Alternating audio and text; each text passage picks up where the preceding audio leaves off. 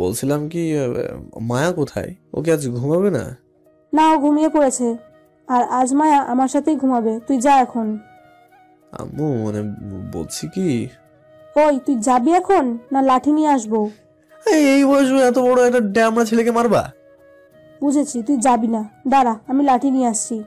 না, থাক থাক, আর আসতে হবে না, আমি চলে যাচ্ছি। কি আর করার, দাঁড়িয়ে না থেকে রুমে চলে আসলাম। আর একটু সময় থাকলে নিশ্চয়ই আম্মু লাঠি নিয়ে দৌড়াতেন। ছোটবেলায় একবার অবশ্য একটা ভুলের জন্য লাঠি নিয়ে দৌড়ানি দিয়েছিলেন। সেই দেখি ভীষণ ভয় পায় আম্মুকে। কি আবার কথাগুলো শোনা খাইছে ইসি করেন না। বিছানার উপরে শুয়ে আছে কিন্তু কিছুতেই ঘুম আসছে না। কি করব, মায়াকে ছাড়া যে এখন আমার ঘুমও আসে না। খুব মিস করছি এখন মায়াকে।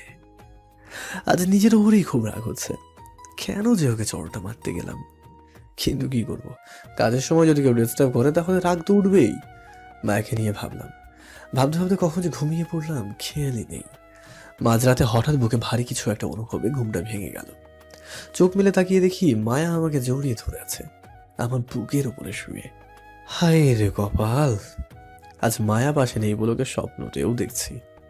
তারপর আমি মায়াকে জড়িয়ে ধরে আবার শুয়ে পড়লাম। সকালবেলা ঘুম ভাঙলেই চোখ মেলে দেখি মায়া আমার বুকের উপরে শুয়ে আছে। মায়াকে নিজের বুকের উপরে দেখে অনেক অবাক হলাম। আরে, মায়া তো রাতে আম্মুর রুমে শুয়েছিল, তাহলে এইখানে আসলো কিভাবে? তখনই আমার মাঝরাতের কথা মনে পড়ে যায়। তার মানে ওইটা স্বপ্ন ছিল না, সত্যি মায়া তখন আমার বুকে শুয়েছিল। মায়ার যে গালে চড় মেরেছিলাম সেই গালে এখনো হাতের 5 আঙ্গুলে দাগ রয়ে গেছে। ঘুমন্ত অবস্থায় ওকে একেবারে নিষ্পাপ বাচ্চাদের মতো লাগছে। আমি কিভাবে ওর উপর হাত তুলতে পারলাম? ভাইয়া ও আপুরা কি ভাবছেন মায়ার জন্য আমি এমন করছি কেন, তাই তো? আসলে প্রথম প্রথম ওকে মেনে না নিলেও পরে ওর পাগলামিগুলোর জন্য ধীরে ধীরে ভালোবেসে ফেলেছি। যদিও মায়া আমার থেকে কম করে হলেও 5 বছরের ছোট, তবু ওর সাথে যখন আমার বিয়ে হয়েছে তাহলে মানতে তো হবেই। আর মায়াকে আম্মুরও অনেক পছন্দ, একেবারে নিজের মেয়ের মতো করে দেখেন মায়াকে। এইখানে আমি আর ওদের থেকে আলাদা করতে চাই না, তাই মায়াকে আমিও ধীরে ধীরে মেনে নিয়েছি। মায়াকে যে গালে চড় মেরেছিলাম সেই গালে হাত বোলাতে লাগলাম, তারপর কপালে চুমু দেওয়ার জন্য একটু একটু করে এগোতে লাগলাম। ওর একেবারে কাছে এসে যেই ওর কপালে চুমু দিতেই যাব তখনই মায়া ঘুম থেকে উঠে পড়লো। ও উঠে যাওয়ায় আমিও থেমে গেলাম। কি হলো, থেমে গেলেন কেন? চুমু দেন। তুমি কখন উঠলে? অনেক আগেই উঠেছি, এখন চুমু দেন। চুমু দেবো মানে? কি বলছো এসব? আপনি না দিলে কিন্তু আমিই দিয়ে দিব। আরে কি বলছো এসব, কিছুই তো বুঝতে পারছি না। দাঁড়ান, বোঝাচ্ছি। কথাটা বলে মায়া আমার ঠোঁটের সাথে তার ঠোঁটটা এক করে দিল। হুট করে যে ওইভাবে কিস করে বসবে আমি তো ভাবতেও পারিনি। এদিকে মায়া আমার ঠোঁটে একের পর এক কিস করেই যাচ্ছে। আমি ওর কিসের রেসপন্স দিতে লাগলাম। কিছুক্ষণ পর মায়াকে নিজের থেকে ছাড়ানোর চেষ্টা করলাম, কিন্তু মায়া কিছুতেই আমায় ছাড়ছে না। অবশেষে মায়াকে জোর করে নিজে থেকে ছাড়িয়ে নিলাম। কি হলো, ছাড়িয়ে নিলেন কেন? এমনি, এমন এসব করা ঠিক হবে না। কেন? কারণ তোমার এখনো পড়াশোনা শেষ হয়নি, তাই আমাদের মধ্যে এসব কিছুই হবে না। এখানে পড়াশোনা শেষ হওয়ার কি আছে? অনেক কিছু, তুমি বুঝবা না। আমাকে যে ভালোবাসেন না এটা বললেই তো হতো, শুধু শুধু অজুহাত দেখানোর কি আছে? কে বলেছে তোমায় ভালোবাসি না? কেউ বলে নাই, আমি জানি। আরে এই বিষয় নিয়ে রাগ করছো কেন? বললাম তো তোমার পড়াশোনা এখনো শেষ হয়নি, তাই আমাদের এখন এসব কিছুই করা ঠিক হবে না। আর বলতে হবে না, আমি সব বুঝি। কি বুঝো? এই যে আপনি আমায় ভালোবাসেন না। ও আবার সে এক কথা। আচ্ছা তুমি বলো, কি করলে তুমি বিশ্বাস করবে যে আমি তোমায় ভালোবাসি? মায়া কিছুক্ষণ ভাবার পর বলল, আপনাকে আমার 3টা কথা রাখতে হবে, তাহলেই বিশ্বাস করব যে আপনি আমায় ভালোবাসেন। আচ্ছা রাখবো, এখন বলো আমায় কি কি করতে হবে। না, আগে আমার মাথা ছুঁয়ে কথা দেন যে আমার কথাগুলো আপনি রাখবেন। আচ্ছা এই নাও, কথা দিলাম আমি তোমার সব কথা রাখবো। কিছু না ভেবে ওর মাথা ছুঁয়ে দিয়ে কথা দিয়ে দিলাম। সত্যি তো? বাবা 3 সত্যি। এবার বলো আমায় কি করতে হবে। তাহলে শোনেন। 1, আপনাকে এখন থেকে আমার সব কথা মেনে চলতে হবে, আমি যা বলবো তখন সেটাই করতে হবে। 2, অফিসে আপনি ভুলেও কোনো মেয়ের সাথে কথা বলবেন না দরকার ছাড়া। আর প্রতিদিন ঘুম থেকে উঠে আমার কপালে একটা চুমু দিয়ে আমার ঘুম ভাঙাতে হবে। যদি না করেন তাহলে আপনার সাথে সারা দিন কথা বলবো না। আচ্ছা আমি তোমার কথায় রাজি, কিন্তু আরেকটা কথা রয়ে গেছে। সেটা কি? সেটা এখন না, আপনার পড়াশোনা শেষ হওয়ার পর বলবো। কি এমন কথা যে এখন বলা যাবে না, একেবারে পড়াশোনা শেষে হলে বলবে? সেটাই আপনার ভালোবাসার আসল প্রমাণ হবে, তাই সে কথা এখন বলা যাবে না। ভালোবাসার আসল প্রমাণ মানে? সময় হলে ঠিকই বুঝতে পারবেন। এখন আমার ঘুম পাচ্ছে, একটু ঘুমোতে দেন। আচ্ছা, আমার একটা প্রশ্ন, তুমি তো রাতে আম্মুর রুমে ছিলে, তাহলে এইভাবে এই রুমে কি করে আসলে? ছিলাম, তবে আপনাকে ছাড়া ঘুম আসছিল না, তাই মাঝরাতে উঠে আম্মুর রুম থেকে চুপি চুপি বের হয়ে আপনার পাশে চলে আসলাম। তাই? তা আমায় ছাড়া কেন ঘুম আসছিল না জানতে পারি?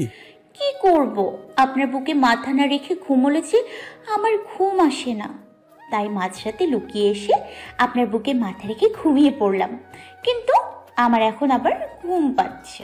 আচ্ছা, তাহলে আরেকটু ঘুমিয়ে পড়ো, এখনো কলেজের অনেক সময় বাকি আছে। মাথা বুলিয়ে দিন, তাহলে তাড়াতাড়ি ঘুম চলে আসবে। আচ্ছা, দিচ্ছি, তুমি ঘুমাও। তারপর মায়ার মাথায় হাত বুলিয়ে দিতে লাগলাম। এক সময় মায়া ঘুমিয়ে পড়লো। মায়ের জন্য রাতে আমিও ভালো করে ঘুমাতে পারিনি, তাই আমিও ওকে জড়িয়ে ধরে হাফরে ঘুমিয়ে পড়লাম। এদিকে মায়াকে রুমে না পেয়ে মা মায়াকে খুঁজতে লাগলেন। খুঁজতে খুঁজতে এক সময় আমার রুমের পাশে এসে দেখেন মায়া আমার সাথে শুয়ে আছে। আমাদের দুজনকে একসাথে দেখে মা একটা মুচকি হাসি দিয়ে চলে গেলেন। এইভাবে কাটছিল আমাদের দুষ্টু মিষ্টি ভালোবাসার সংসার।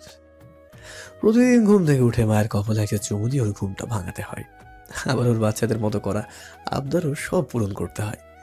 এই প্রতিদিন বিকালবেলা বাসায় আসার সময় ওর জন্য আইসক্রিম নিয়ে আর চকলেট নিয়ে আসতে হয়, না হলে আবার ম্যাডাম রাগ করে বসে থাকেন।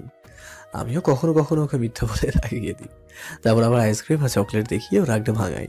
সব মিলিয়ে মায়াকে নিয়ে অনেক সুখে কাটছে আমার দিনকাল। তো আজ বিকালবেলা গাড়ি নিয়ে মায়াকে আনতে কলেজে চলে এলাম। এসে অনেকক্ষণ ধরে গাড়িতে বসে মায়ের জন্য ওয়েট করছি, কিন্তু মায়া আসছে না। আশ্চর্য, মায়ের আসতে আজ এত দেরি হচ্ছে কেন? অন্যদিন তো এই টাইমে মা এসেই পড়ে। তারপর আরো কিছুক্ষণ ওর জন্য ওয়েট করার পর হঠাৎ দেখলাম মায়া একটা ছেলের সাথে কথা বলতে বলতে কলেজ থেকে বের হয়ে আসছে। মায়াকে ওই ছেলেটার সাথে দেখে কেন জানি বুকে আঘাত লাগলো। মায়া ওই ছেলেটার সাথে কি করছে? আমার জানা মতে তো মায়ের কোনো ছেলে ফ্রেন্ড নেই, তাহলে এই ছেলেটাকে? এদিকে মায়া ছেলেটার সাথে কথা বলে ওকে বিদায় জানিয়ে গাড়িতে এসে উঠে বসলো। ছেলেটাকে ছিল জানি না কে, কলেজ ছুটির পর আমার কাছে এসে গতকালকের নোট চাইলো। সে নাকি গতকাল কলেজে আসেনি, তাই ওকে গতকালের নোট দিলাম। আর কিছু না বলে গাড়ি স্টার্ট দিয়ে সোজা বাসায় চলে আসলাম। বাসায় এসে রুমে গিয়ে ফ্রেশ হয়ে নিলাম, তারপর নিচে গিয়ে খাওয়া দাওয়া শেষ করে আবার রুমে চলে এলাম। রুমে বসে বসে শুধু ওই ছেলেটার কথাই ভাবছি। ছেলেটাকে আর মায়ের কাছ থেকেই কেন নোট চাইলো? অনেক কিছু চিন্তা ভাবনা মাথায় আসছে, কিন্তু কিছুই বুঝে উঠতে পারছি না। এদিকে মাথাটাও একটু একটু ব্যথা করা শুরু করে দিয়েছে, তাই বিছানায় গায়ে এলিয়ে দিয়ে একটু ঘুমানোর চেষ্টা করলাম, কিন্তু কিছুতেই ঘুম আর আসছে না। কিছুক্ষণ পর মায়াও রুমে চলে আসলো। এসে দেখলাম আমি বিছানায় শুয়ে আছি, তাই ও আমার পাশে এসে বসলো। কি হলো, আপনি শুয়ে আছেন যে? শরীর খারাপ নাকি? না, একটু মাথা ব্যথা করছে, তেমন কিছু না। তাহলে আমি বলবেন না, দাঁড়ান আমি আপনার মাথা টিপে দিচ্ছি। না থাক, লাগবে না, এমনিতেই কমে যাবে। এমনিতে আবার কমই নাকি? চুপচাপ শুয়ে থাকুন, আমি আপনার মাথা টিপে দিচ্ছি। আমাকে আর কিছু বলতে না দিয়ে মায়া আমার মাথার কাছে বসে ওর হাত দিয়ে আমার মাথা টিপে দিতে লাগলো। মায়ার নরম হাতের ছোঁয়া পেয়ে কিছুক্ষণের মধ্যেই মাথায় ব্যথা কমে গেল আর চোখে ঘুম চলে আসলো। তারপর কখন যে ঘুমিয়ে পড়ি খেয়ালই নেই। বিকেলবেলা ঘুম ভাঙলে উঠে ফ্রেশ হয়ে মসজিদে গিয়ে নামাজ আদায় করলাম। তারপর একটু হাঁটাহাঁটি করে আবারও বাসায় চলে আসলাম। সন্ধ্যা হলে মায়াকে একটু পড়াতে লাগলাম। আমি প্রায়ই এখন মায়াকে মাঝে মাঝে পড়াশোনা দেখিয়ে দিই। মায়া পড়াশোনাতে অনেক ভালো, একটু বুঝিয়ে দিলেই সবকিছু বুঝে যায়। ওই দিনের মতো মায়াকে একটু পড়িয়ে রাতের খাবার খেয়ে দুজনে ঘুমিয়ে পড়লাম। দেখতে দেখতে কেটে গেল আরও কিছুদিন। এই কয়েকদিনে মায়ের মধ্যে অনেকটা পরিবর্তন ঘটেছে। ও আগের মতো আমার কাছে কিছু আবদার করে না, আগের মতো আর বাচ্চা আমি আচরণ করে না। আর ওকে এখন প্রায় ওই ছেলেটার সাথে দেখা যায়। মায়া এখন মাঝে মাঝে একাই কলেজে চলে যায়, আবার কখনো কখনো একাই কলেজ থেকে বাসায় চলে আসে। ওর এমন পরিবর্তনে কেন জানি ওকে হারানোর ভয় ধীরে ধীরে বেড়েই যাচ্ছে। আজ অফিস শেষ করে গাড়ি নিয়ে মায়ের কলেজে একটু আগেই চলে আসলাম ওকে নিতে। এসে কিছুক্ষণ গাড়িতে বসার পর দেখলাম মায়া ওই ছেলেটার সাথে ক্লাস থেকে বের হয়ে আসছে। তারপর ছেলেটা মায়াকে কি যেন বলল, আর মায়া না করে দিল। এরপর ছেলেটা এক প্রকার জোর করেই মায়াকে নিয়ে কলেজ থেকে বের হয়ে পাশের একটা কফি শপে ঢুকে পড়লো। তারপর আমি ওদিকে ফলো করে কফি শপের কাছে চলে আসলাম। এসে দেখি মায়া আর ওই ছেলেটা পাশাপাশি বসে কফি খাচ্ছে আর হেসে হেসে কথা বলছে। ওদের দুজনকে একসাথে দেখে বুকটা চিনচিন করে ব্যথা শুরু হয়ে গেল। কিছুক্ষণ ওদের লক্ষ্য করে গাড়িটা স্টার্ট দিয়ে বাসায় চলে আসলাম। বাসায় এসে রুমে বসে আছি, এমন সময় আম্মু রুমে আসলেন। কি রে, তুই একা আসলি কেন? মায়া কোথায়? ওর এখনো কলেজ শেষ হয়নি, আসতে একটু দেরি হবে, তাই আমি একাই চলে আসলাম। ও একা একা আসতে পারবে? পারবে। আচ্ছা, তাহলে তুই ফ্রেশ হয়ে খেতে আয়, আমি তোর জন্য টেবিলে খাবার বাড়ছি। তারপর আমিও ফ্রেশ হয়ে নিচে গিয়ে খাবার খেয়ে আবার রুমে চলে আসলাম। রুমে এসে বিছানায় বসে বসে ভাবছি আজকের ঘটনাটা। মায়া ওই ছেলেটার সাথে কফি খেতে রাজি হলো কি করে? নাকি মায়া ওই ছেলেটার সাথে কোনো প্রকার সম্পর্কে জড়িয়েছে? কিন্তু মায়া তো আমায় ভালোবাসে, তাহলে ও এমন কেন করবে? এই নিয়ে কি মায়াকে কিছু জিজ্ঞেস করব? না না, এইসব নিয়ে ওর সাথে কথা না বলাই ভালো। কিছুক্ষণ পর মায়া বাসায় চলে আসলো। তারপর রুমে এসে ওয়াশরুমে ঢুকে ফ্রেশ হয়ে নিল। একা একা এসেছো নাকি? কেন? না না, এমনি। তারপর আমি রেডি হয়ে বাসা থেকে বের হয়ে সোজা বন্ধুদের আড্ডায় চলে আসলাম। আজকের এই ঘটনার পর কিছুই ভালো লাগছে না, তাই বন্ধুদের সাথে আড্ডা দিতে দিতে চলে আসলাম। যদি মনটা একটু ভালো হয়ে যায়। এসে দেখি সব বন্ধুরা মিলে আড্ডা দিচ্ছে, আমিও গিয়ে তাদের সাথে যোগ দিলাম। অনেকক্ষণ ধরে তাদের সাথে আড্ডা দেওয়ার পর আবার বাসায় চলে আসলাম। এখন মনটা একটু ফ্রেশ ফ্রেশ লাগছে। এইভাবে দিনটা কেটে গেল। পরের দিন সকালে ঘুম থেকে উঠে ফ্রেশ হয়ে নাস্তা করে নিলাম। তারপর মায়াকে কলেজে নামিয়ে দিয়ে আমি অফিসে চলে আসলাম। অফিসে এসে সারাদিন কাজের মধ্যেই দিনটা কেটে গেল। দুপুরবেলা লাঞ্চ টাইমে আবারও মায়ের কথা মনে পড়ে গেল। মায়া এখন কি করছে? ওই ছেলেটার সাথে ঘোরাঘুরি করছে না তো? দেখি তো একটু অভিকে ফোন করে কিছু জানা যায় কিনা। তারপর ফোনটা বের করে অভির নাম্বারে কল দিলাম। কিছুক্ষণ রিং হওয়ার পর অভি কলটাও রিসিভ করলো। ভাই, হঠাৎ করে কল দিলেন যে? কোনো সমস্যা হয়েছে নাকি আবার? আরে না, এমনি একটা দরকারে ফোন দিয়েছিলাম। কি দরকার ভাই, বলেন। আগে বল, তুই এখন কোথায় আছিস? এই তো কলেজে আছি। কেন? আচ্ছা, তুই একটু দেখ তো মায়া এখন কি করছে। 1 মিনিট ভাই, আমি ওনাকে দেখে এসে ফোন দিচ্ছি। কিছুক্ষণ পর আবার অভির নাম্বার থেকে কল আসলো। ভাই, মায়া ভাবি তো একটা ছেলের সাথে ক্লাসে বসে গল্প করছে। আচ্ছা, মায়া যে ছেলেটার সাথে এসে বসে আছে, ওই ছেলেটাকে তুই চিনিস? হ্যাঁ ভাই, ভালো করে চিনি। ওর নাম সানি। ছেলেটাও অনেক খারাপ। অনেকে ওকে প্লে বয় নামেও চেনে। প্রথম প্রথম মেয়েদের সাথে সুন্দর করে কথা বলে ওদের নিজের বন্ধু বানায়। তারপর আস্তে আস্তে ওকে নিজের প্রেমের ফাঁদে ফেলে ওর জীবন নষ্ট করে দেয়। কি বলছিস এসব? মায়া তো ছেলেটার সাথে অনেকদিন ধরে চলাফেরা করছে, তাহলে কি তার পরের শিকার হলো মায়া? কি? ওই ছেলেটার এত সাহস মায়া ভাবির জীবন নিয়ে খেলার চেষ্টা করছে? ভাই, আপনি শুধু অর্ডার দেন, এক্ষুনি গিয়ে ছেলেকে মেরে হাসপাতালে ভর্তি করিয়ে দেব। না, তুই সব কিছু করবি না, যা করার আমিই করবো। তুই শুধু এখন থেকে মায়ের উপর নজর রাখিস, দেখিস ওই ছেলেটা মায়ের সাথে কি কি করে। সব খবর কিন্তু আমায় জানাবি। আচ্ছা ভাই। আচ্ছা, এখন রাখি। তারপর ফোন কেটে দিয়ে বসে বসে শুধু ভাবছি কি হতে চলেছে মায়ের সাথে। ওই ছেলেটা কি তাহলে সত্যি মায়ের কোনো ক্ষতি করতে চায়? অভি তো আমাকে মিথ্যা বলবে না, তাহলে নিশ্চয়ই ওর পরের শিকার মায়া। না, যে করে হোক মায়াকে ওই ছেলেটার হাত থেকে বাঁচাতেই হবে। ওই দিনের মতো অফিস শেষ করে বাসায় চলে আসলাম। বাসায় এসে দেখি মায়া এখনো রুমে আসেনি। ফ্রেশ হয়ে বিছানায় বসে আছি, এমন সময় নিচে বাইকের আওয়াজ শুনতে পেলাম। তারপর বিছানা থেকে উঠে বারান্দায় গিয়ে দাঁড়ালাম। দেখলাম মায়া এসেছে, সাথে ওই ছেলেটাও। ছেলেটা বাইকে বসা, আর মায়া বাইক থেকে নেমে ছেলেটাকে বিদায় জানাচ্ছে। তার মানে মায়া এই ছেলেটার বাইকে করে এসেছে। খুব কষ্ট পেলাম মায়াকে ওই ছেলেটার বাইকে ঘুরে আসতে দেখে। ছেলেটা চলে যাওয়ার পর মায়া বাসায় ঢুকে পড়লো। আমিও আর বারান্দায় না থেকে রুমে চলে আসলাম। এসে দেখি মায়া রুমে এসে পড়েছে। ছেলেটা গেছিল। কোন ছেলেটা? যার বাইকে করে তুমি বাসায় আসলে। আসলে ও আমার ফ্রেন্ড। ফ্রেন্ড নাকি অন্য কিছু? মানে? একটা কথা ভুলে যেও না, তুমি এখন বিবাহিত, তোমার একটা সংসার আছে। তারপরেও যদি তুমি বাইরে ছেলেদের সাথে মেলামেশা করো তাহলে সেটা কেমন দেখে বলো? আশা করছি তুমি আমার কথা বুঝতে পেরেছো। মায়া কিছুক্ষণ চুপ থাকলো। বাট আমি শুধু ওর সাথে ফ্রেন্ড হিসেবেই কথা বলি, এর বাইরে কিছু না। তাহলে ওই দিন? আমি বলতে গিয়েও থেমে গেলাম। কি ওই দিন? না, কিছু নয়। তোমাকে একটা কথা বলে রাখি, ওই ছেলেটা ততটা ভালো নয় যার সাথে তুমি মেলামেশা করছো। আপনাকে কে বলেছে ও ভালো নয়? কে বলেছে এটা তোমার জানাটা জরুরি নয়। তুমি জাস্ট এখন থেকে আর ওর সাথে মেলামেশা করবে না। কেন করব না? আমার যা ইচ্ছা আমি তাই করব। এখানে আমার বাধা দেওয়ার আপনি কে? মায়া, আমি তোমায় কি বলেছি শোনোনি? হ্যাঁ শুনেছি, কিন্তু আপনার কথা আমি মানতে পারবো না। নিজের ভুলের জন্য কিন্তু শেষে নিজেই আফসোস করবে। সেটা সময় হলেই দেখা যাবে। কথাটা বলেই মায়া ওয়াশরুমে চলে গেল। আমি শুধু একটু মুচকি হাসলাম। এভাবেই চলছিল আমাদের দিনকাল। মায়া এখন ওই ছেলেটার সাথে আরো বেশি করে মেলামেশা করে। একবার অবশ্য ওকে নিষেধ করেছিলাম, কিন্তু ও শোনেনি, তাই ওকে এখন আর কিছুই বলি না। তো আজকে অফিস শেষে গাড়ি চালিয়ে বাসায় আসছি, এমন সময় দেখি মায়াকে কিছু ছেলেরা ধরে কোথায় নিয়ে যাচ্ছে। ওদের মধ্যে সানি ছেলেটাও ছিল, যার সাথে মায়া মেলামেশা করে।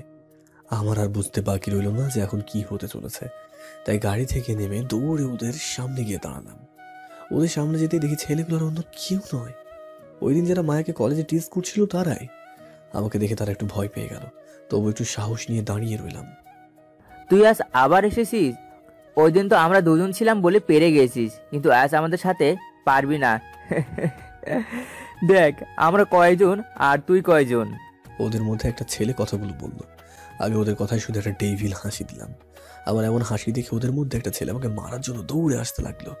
ছেলেটা যখন আমার একেবারে কাছে চলে আসলো, তখন শরীরে সব শক্তি দিয়ে ছেলেটার তলপেটে একটা ঘুষি মারলাম। আগেই বলে রাখি, কলেজে থাকাকালীন অনেক সময় মারামারি করেছি, তাই এদের সাথে লড়তে একটু ভয় পাচ্ছি না। সাথে সাথে ছেলেটার মুখ থেকে রক্ত বেরিয়ে আসলো। তারপর ছেলেটাকে ধরে মাটিতে শুইয়ে দিলাম। ছেলেটার এমন অবস্থা দেখে বাকিরা ভয় পেয়ে মায়াকে ছেড়ে দিয়ে দৌড়ে চলে গেল। তারপর আমি গিয়ে ওই সানি ছেলেটাকে ধরলাম। ভাই আমাকে ছেড়ে দেন প্লিজ, আমার ভুল হয়ে গেছে, আর কখনো এমন করব না, প্লিজ প্লিজ ভাই। আমি ওর কথায় কান্না দিয়ে হাঁটু দিয়ে ওর তল পেটেও একটা বসিয়ে দিলাম। সাথে সাথে ও মাটিতে পড়ে গেল। তারপর পকেট থেকে ফোনটা বের করে অভির নাম্বারে একটা কল দিলাম। কিছুক্ষণ পর অভি কল দিল। হ্যাঁ ভাই বলেন। এক্ষুনি ছেলেদের নিয়ে এখানে চলে আয়। আচ্ছা ভাই আমরা আসছি। তারপর ফোনটা ওর পকেটে ঢুকিয়ে নিলাম। সাথে সাথে কে যেন এসে আমায় শক্ত করে জড়িয়ে ধরলো। তাকিয়ে দেখি মায়া আমাকে জড়িয়ে ধরে আছে। এখনো মায়া ভয়ের মধ্যে আছে, তাই ওকে ছাড়াতে যেও পারলাম না। কিছুক্ষণ পর অভি ছেলেদের নিয়ে আমাদের সামনে এসে হাজির হলো। কি হয়েছে ভাই, এই সময় হঠাৎ ডাকলেন যে? আর সানি এখানে পড়ে আছে কেন? তারপর ওকে সব কিছু খুলে বললাম। তো এখন কি করবেন ভাই? ওকে আমাদের গোপনাটা নিয়ে যা, আর ওইখানে গিয়ে ওর এমন অবস্থা কর যেন আর কোনোদিন কারোর সাথে এমন করতে না পারে। আপনি চিন্তা করবেন না ভাই, আমরা ওর এমন যত্ন নিব যে ও আর কোনোদিন কোনো মেয়ের সাথে এমন করবে না। তারপর মায়াকে সাথে নিয়ে গাড়িতে এসে বসলাম এবং গাড়িটা স্টার্ট দিয়ে সোজা বাসায় চলে আসলাম। বাসায় এসে রুমে গিয়ে ফ্রেশ হয়ে নিলাম। তারপর মায়াকেও ফ্রেশ হতে বলে ছাদে চলে আসলাম। ছাদে এসে একা একা দাঁড়িয়ে আছি, এমন সময় কে যেন পিছন থেকে আমার কাঁধে হাত রাখলো। পিছনে ফিরে দেখি সে আর অন্য কেউ নয়, মায়া। কিছু বলবে? আসলে আমি সরি। সরি কেন?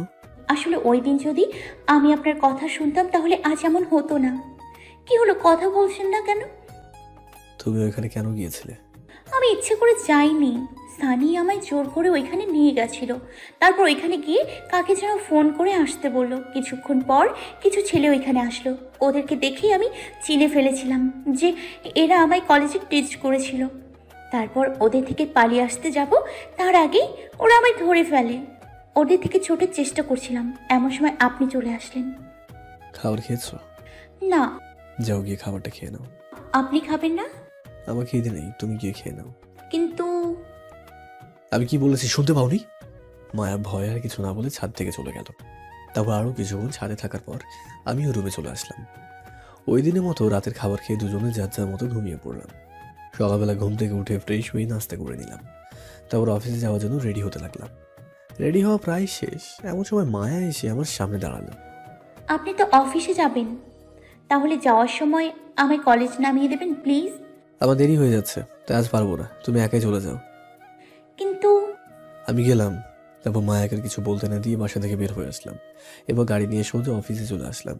এদিকে মায়া মন খারাপ করে বসে আছে। সেও কলেজ চলে গেল একাই। অফিসে এসে কিছু ফাইল চেক করছে, আর এমন সময় পিয়ন এসে বললো আমার সাথে দেখা করার জন্য কে যেন এসেছে। কে এসেছে? জানি না স্যার, একটা মেয়ে এসেছে। কি মেয়ে? নাম কি বলেছে ওর? না স্যার, ওসব কিছু তো বলেনি। আচ্ছা, তুমি ওকে আমার কেবিনে পাঠিয়ে দাও তো। Okay sir. তারপর পিয়ন চলে গেল, আর আমি বসে বসে ভাবছি মেয়েটা কে হতে পারে। আমার সাথে তো তেমন কোনো মেয়ের পরিচয় নেই। ভিতরে আসতে পারি? কণ্ঠটা তো অনেক চেনা চেনা লাগছে। আসুন। এরপর সামনে যাকে দেখলাম তাকে দেখার পর আমি অবাক হয়ে গেলাম। ইরা, তুই? কেন, অন্য কাউকে আশা করছিলে বুঝি? না তা নয়, কিন্তু এত বছর পর এইভাবে আমাদের দেখা হবে আমি ভাবতে পারিনি। তা এত বছর কোথায় ছিলি? একটা ফোনও করলি না আমায়। আমি তো বিদেশে ছিলাম, পড়াশোনা শেষ করে গতকাল দেশে আসলাম। আর তোমার ফোন নাম্বার থাকলে তো ফোন দিব। ও, তাহলে এখন আমার অফিসের ঠিকানা পেলি কই? আর বলিস না, অনেক খোঁজাখুঁজির পর হঠাৎ তোদের অফিসের কার্ড পেয়ে যাই। তারপর সেই অনুযায়ী তোকে খুঁজতে খুঁজতে এখানে চলে এলাম। ও আচ্ছা, তো বল কি খাবি, চা না কফি? এই গরমে কোল্ড কফি হলে ভালো হয়। তোর এই কোল্ড কফি খাওয়ার অভ্যাসটা আর কেন না? তারপর পিয়নকে ডেকে দুজনের জন্য 2টা কোল্ড কফি দিতে বললাম। আপনারা হয়তো ভাবছেন এই ইরাটা আবার কে, তাই তো? তাহলে ওর সম্পর্কে আপনাদের একটু বলি। ইরা আমার কলেজ লাইফের ফ্রেন্ড, অবশ্য ফ্রেন্ড নয়, বেস্ট ফ্রেন্ড। কলেজের প্রথম থেকে ইরার সাথে আমার পরিচয়, তারপর ওর সাথে ধীরে ধীরে আমার বন্ধুত্ব হলো। কলেজের পড়াশোনা শেষ করে ইরা হুট করে কাউকে না জানিয়েই বিদেশ চলে যায় পড়াশোনার জন্য। বাকিটা গল্পে বুঝতে পারবেন। এখন গল্পেতে ফিরি। ইরা আর আমি দুজনে বসে বসে গল্প করছি, এমন সময় পিয়ন এসে আমাদের দুজনকে কফি দিয়ে গেল। তা তোর কি খবর, বিয়ে টিয়ে করিসনি এখনো? করেছি। রিয়েলি? তা কবে করলি? আমাদের তো দাওয়াত দিলি না। এই 1 মাস হবে, তখন তো তুই দেশে ছিলি না। ইস, তোর বিয়েটা মিস করলাম, বাট সমস্যা নেই, বাসায় গিয়ে একদিন তোর বিয়ের দাওয়াতটা খেয়ে আসবো। বাসায় এখন আর দাওয়াত খাওয়ার পরিবেশ নেই। মানে? না কিছু না। দেখ, আমি তোর বেস্ট ফ্রেন্ড, আর আমার কিন্তু সব সময় একে অন্যের সাথে শেয়ার করেছি। সো তুই আমাকে তোর বেস্ট ফ্রেন্ড ভেবে থাকলে কথাটা বলতে পারিস। ভেবে দেখলাম ওকে মায়ের বিষয়টা বলাই উচিত, যদি কোনো হেল্প করতে পারে। আচ্ছা তাহলে শোন। তারপর ইরাকে মায়ের সব ঘটনা বললাম। এখন বল আমার কি করা উচিত। ইরা কিছুক্ষণ কি যেন ভাবলো, তারপর বলল, দেখ, কোনো ছেলে বা মেয়ে চাইবে না যে তার ভালোবাসার মানুষটা অন্য কারোর সাথে মেলামেশা করুক। মায়ার সাথে ওই ঘটনা ঘটে যাওয়ার পর আমি শিওর মায়া এখন সব সময় তোর কাছে আসতে চাইবে, কিন্তু তুই ওকে সব সময় এড়িয়ে চলবি। কিন্তু কেন? আমার পুরো কথাটা শুনবি তো আগে? আচ্ছা বল। শোন, মেয়েরা সবচেয়ে দুর্বল থাকে 2 জিনিসের প্রতি। সেটা কি কি? 1, ওদের ভালোবাসার মানুষের অবহেলা একদম সহ্য করতে পারে না। 2, ওরা ওদের ভালোবাসার মানুষের সাথে অন্য কাউকে দেখতে পারে না, মানে কোনো মেয়েকে ওর সাথে দেখতে পারে না। আর তুই ঠিক এই সবই মায়ের সাথে করবি। যদি ও তোকে সত্যি ভালোবাসে থাকে, তাহলে ও তোর থেকে পাওয়া অবহেলা সহ্য করতে পারবে না, আর কোনো মেয়েকেও তোর সাথে দেখতে পারবে না। ওকে এড়িয়ে চলতে হবে, এটা বুঝলাম, কিন্তু এইখানে মেয়ে পাবো কোথায়? কেন, আমায় কি তোর ছেলে মনে হয়? মানে খুবই সোজা। এখন থেকে তুই মায়াকে দেখিয়ে আমার সাথে মিথ্যা প্রেমের নাটক করবি। যদি এতে মায়া জেলাস ফিল করে, তো বুঝবি মায়া তোকে সত্যি ভালোবাসে। হোয়াট? কি বলছিস এসব? মাথা ঠিক আছে তো? না না, আমি এসব পারবো না। তুই কি মায়াকে ওর কাজের জন্য শাস্তি দিতে চাস? দিতে তো চাই, যাতে সে বুঝতে পারে তখন আমি কতটা কষ্ট পেয়েছিলাম। তো মায়া যদি একটা ছেলের সাথে ফ্রেন্ড হয়ে এত কিছু করতে পারে, তাহলে তুই কেন পারবি না? আর আমরা তো একে অপরের সাথে প্রেমের নাটক করব, আর কিছু না। কিন্তু দেখ, আমি তোকে জোর করব না, বাট তুই মায়ার ব্যাপারে আমায় যা যা বলেছিস তা শুনে আমার মনে হয় মায়াকে এর জন্য একটা শাস্তি পাওয়া উচিত। বাকিটা তুই ভেবে দেখ। ভাবলাম এটা ঠিকই কথাই বলছে। মায়া আমার সাথে যা যা করেছে ওর জন্য ওকে এতটুকু শাস্তি তো পেতেই হবে, তাহলে বুঝবে তখন আমি কতটা কষ্ট পেয়েছিলাম। এরা শুধু আমার উত্তরের আশায় বসে আছে। আচ্ছা বেশ, ঠিক আছে, আমি রাজি। এই তো হয়ে গেল। আচ্ছা এখন শোন, তোকে কি কি করতে হবে। তারপর এরা আমার কানে কানে সব বুঝিয়ে দিল। আপনারা যদি আবার শুনে ফেলেন, তাই কানে কানে বলল, তুই শিওর একদম? কোনো সন্দেহ? না, তবে আমার কেমন জানি লাগছে। ওকে, তাহলে বাদ দে, করতে হবে না। এই না না, আমি করবো। রাগ করছিস কেন তুই? আচ্ছা তাহলে আজ আমি আসি, কাল দেখা হবে। ওকে বাবু। কি? আরে এখন থেকে প্র্যাকটিস করছি আর কি। ওকে, তো কাল কি কি করতে হবে মনে থাকে যেন। ওকে। এরপর এরা চলে গেল, আর আমি বসে বসে মায়ের কথা ভাবছি। অনেক কষ্ট পেয়েছি মায়ের কাছ থেকে। আর না, এখন থেকে মায়াকে আমার দেওয়া কষ্ট সহ্য করতে হবে। ওই দিনের মতো অফিস শেষে বাসায় চলে আসলাম। বাসায় এসে ফ্রেশ হয়ে নিচে গিয়ে খাবার খেয়ে আবার রুমে চলে আসলাম। রুমে এসে বিছানায় বসে রেস্ট নিচ্ছি। এমন সময় মায়া এসে রুমে ঢুকলো। তারপর ওয়াশরুমে গিয়ে ফ্রেশ হয়ে বের হলো। আমি আর ওর সাথে কথা না বলে অফিসে কিছু ফাইল বের করে চেক করতে লাগলাম। অনেকক্ষণ ধরে কাজ করার পর নামাজের সময় হয়ে গেল। তারপর ফাইলগুলো রেখে মসজিদে গিয়ে নামাজ আদায় করলাম। নামাজ পড়ে বাইরে একটু হাঁটাহাঁটি করে আবারও বাসায় চলে আসলাম। ওই দিন রাতেও মায়ের সাথে আমি কোনো কথা বলিনি। ইরার কথা মতো ওকে শুধু এড়িয়েই চলেছে। মায়া অবশ্য অনেকবার কথা বলতে এসেছিল, কিন্তু আমি তাকে এত পাত্তা দিইনি। রাতে খাবার খেয়ে ওই দিনের মতো দুজন ঘুমিয়ে পড়লাম। পরের দিন সকালবেলা ঘুম থেকে উঠে দেখি মায়া এখনো ঘুমাচ্ছে, তাই ওকে আর ডাক দিলাম না, ঘুমাক। এরপর আমি ফ্রেশ হয়ে নিচে গিয়ে নাস্তা করে নিলাম। নাস্তা শেষ করে আবার রুমে এসে অফিসে যাওয়ার জন্য রেডি হয়ে নিলাম। তারপর আম্মুকে বলে গাড়ি নিয়ে সোজা অফিসে চলে এলাম। এদিকে মায়া ঘুম থেকে উঠে আমাকে রুমে না পেয়ে নিচে চলে আসলো। তারপর মায়ের রুমে চলে গেল। আমার মেয়েটার ঘুম ভেঙেছে তাহলে? আচ্ছা আম্মু, উনি কই? কে, তামিমের কথা বলছো? জি। ও তো একটু আগে অফিসে চলে গেছে। কেন, কোনো দরকার নাকি? না, এমনি জিজ্ঞেস করলাম আর কি। আচ্ছা, আমি রুমে গেলাম।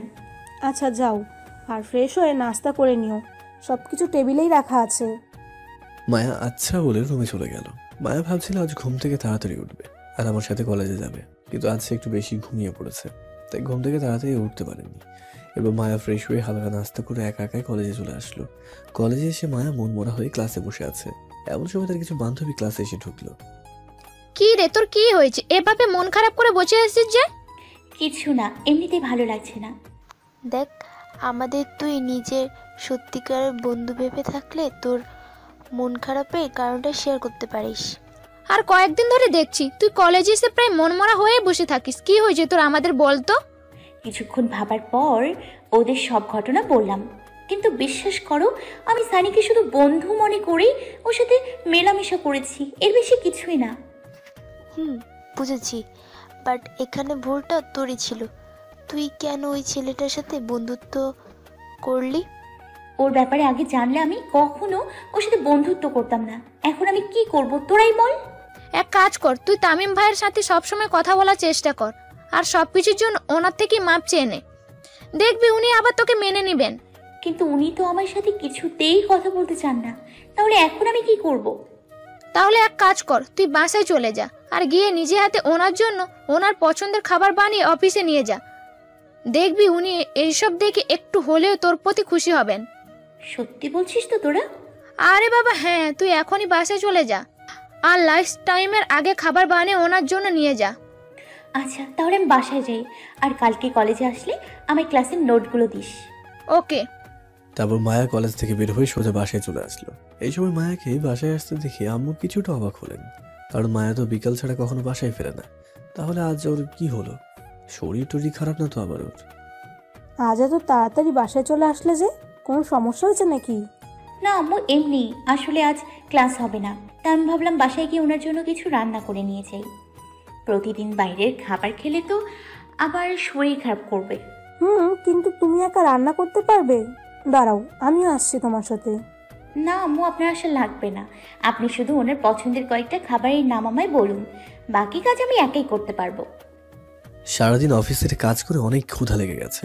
এরপর চেয়ার থেকে উঠতে যাব, তখনই ইরা কেবিনে এসে ঢুকলো। কি মিস্টার, কোথায় যাওয়া হচ্ছে? অনেক খিদে লেগেছে তো, তাই ভাবলাম ক্যান্টিন থেকে কিছু খেয়ে আসি। তো ক্যান্টিনে যাওয়ার কি দরকার? রেস্টুরেন্ট থেকে খাবার অর্ডার দিয়ে আনিয়ে নে। তাহলে তোকেও আমার সাথে খেতে হবে। আমি না করলাম কখন? আচ্ছা তুই বস, আমি খাবারের অর্ডার দিচ্ছি। তারপর পাশের একটা রেস্টুরেন্টে কল দিয়ে দুজনের জন্য কিছু খাবার অর্ডার দিলাম। কিছুক্ষণ পর একটা লোক এসে আমাদের খাবার দিয়ে চলে গেল। নে শুরু করে এবার। তুইও বস, দুজন একসাথে খাই। চাচা, একটু আগে অফিস থেকে একটা মেয়েকে বের হতে দেখেছো? হ্যাঁ বাবা, একটু আগে একটা মেয়ে হাতে একটা টিফিন বক্স নিয়ে অফিসে ঢুকেছিল, কিন্তু হঠাৎ করেই কাঁদতে কাঁদতে আবার অফিস থেকে বের হয়ে আসলো। তারপর একটা রিক্সা ডেকে কোথায় যেন চলে গেল। ও আচ্ছা। মেয়েটা তোমার কি হয় বাবা? না, কেউ না। তাহলে হঠাৎ একটা অচেনা মেয়ের কথা এসে জিজ্ঞেস করলে যে? না মানে এমনি। কি রে, তুই খাবার রেখে হঠাৎ এখানে আসলি কেন? ভেতরে চলো, সব বলছি। তারপর ইনাকে নিয়ে আবার অফিসে ঢুকে নিজের কেবিনে চলে আসলাম। তো এখন বল কি হয়েছে? তো এখন বল কি হয়েছে? হোয়াট, কি বলছিস? মায়া আবার কখন অফিসে আসলো? যখন তুই আর আমি বসে বসে খাবার খাচ্ছিলাম তখন। কিন্তু আমি তোকে দেখলাম না। যখন আমি তোর মুখে খাবার দিতেই যাব তখনই মায়া কেবিনে ঢুকে আমাদের একসাথে দেখে ফেলে, তারপর কান্না করতে করতে চলে গেল। ও, তার মানে আমাদের প্ল্যান কাজ করেছে। মানে? মানে হলো মায়া আমাকে তোর সাথে দেখে সহ্য করতে পারেনি, তাই কান্না করতে করতে চলে গেছে। তুই এটা বুঝলি কি করে? গাধা একটা। ওই দিন কি বলেছিলাম মনে নেই? কি বলেছিলি? ওই যে মেয়েরা দুইটা জিনিসের প্রতি দুর্বল, তার মধ্যে একটা হলো ওরা ওদের ভালোবাসার মানুষের সাথে অন্য কোনো মেয়েকে দেখতে পারে না। তেমনি মায়াও আমাকে তোর সাথে দেখে সহ্য করতে না পেরে কান্না করতে করতে চলে গেছে। কিন্তু এখন মায়ের জন্য আমার খুব চিন্তা হচ্ছে। ও যদি বাসায় গিয়ে উল্টো পাল্টা কিছু করে ফেলে বা আম্মুকে আমাদের ব্যাপারে বলে দেয়। আরে এইসব নিয়ে চিন্তা করিস না, দেখবি কিছুই হবে না। তাই যেন হয়। এদিকে মায়া বাসায় সে রুমে গিয়ে দরজা লাগিয়ে গিয়ে বিছানায় পড়ে পড়ে কান্না করতে লাগলো। কাঁদবে নাই বা কেন? মায়া আজ আমার জন্য নিজের হাতে এত কষ্ট করে রান্না করলো। শুধু তাই নয়, রান্না করতে গিয়ে আগুনে লেগে ওর হাতে একটু পুড়েও গিয়েছে। তার উপর অফিসে গিয়ে আমার সাথে ইরাকে দেখে মায়ের তো কষ্টের সীমা রইল না। বারবার তার চোখের সামনে আমার আর ইরার খাওয়ার দৃশ্য ভেসে উঠছে। উনি কি তাহলে এখন আমায় ভুলে ওই মেয়ের সাথে সম্পর্কে জড়িয়েছেন? কিন্তু উনি তো আমায় কথা দিয়েছিলেন কখনো কোনো মেয়ের সাথে কথা বলবেন না দরকার ছাড়া। তাহলে আজ ওই মেয়ের সাথে বসে কিভাবে খাবার খেতে পারলেন? তার উপর দুজন একে অন্যকে খাবার মুখেও তুলে দিচ্ছিল। নাকি আমার কাজকর্মের ফলস্বরূপ আজ এইসব দেখতে হচ্ছে? এরকম নানান কথা ভাবতে ভাবতে মায়া এক সময় ঘুমিয়ে পড়লো। সারাদিন অফিসে কাটিয়ে রাতে বাসায় ফিরলাম।